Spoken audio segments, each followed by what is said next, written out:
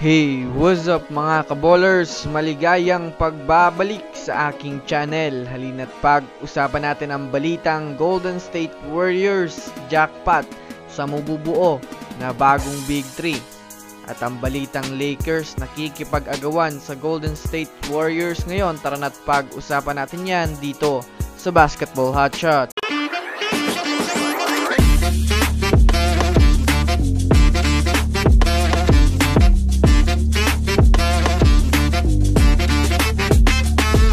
Una nga muna tayong dumako mga kaballers sa balitang Lakers nakikipag-agawan pa sa Warriors.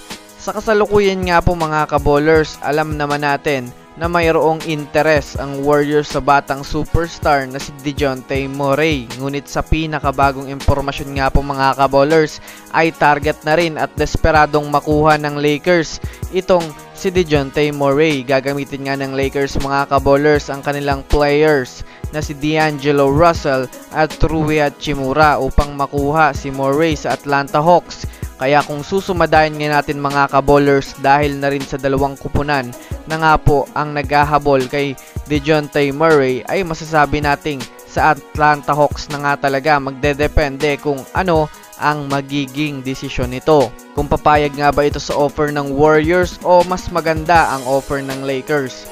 Well, di na sa akin bago mga kaballers na pinag-aagawan itong si DeJounte Murray ng dalawang kupunan.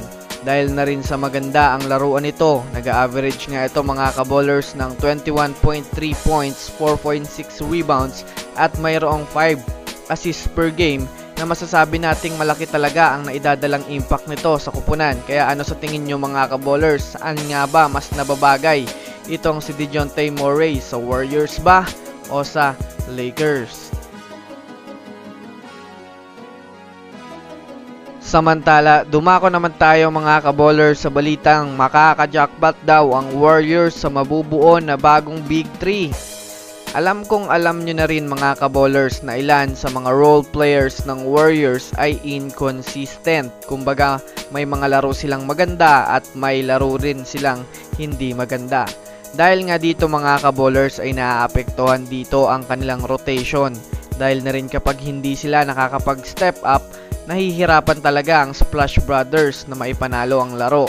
Kaya ngayong trade season ay malinaw na sa front office ng Warriors na kailangan talaga nila ng isa pang superstar o di kaya di kalibreng player na magdadala sa kanila ng malaking impact sa opensa at makakatulong sa pagbuhat ng team kapag hirap at nakakaranas ng struggle itong sina Stephen Curry. Kaya naman ayon nga po sa mga pahayag ng mga NBA analysts ay tama lang talagang habulin nila itong si Pascal Siakam.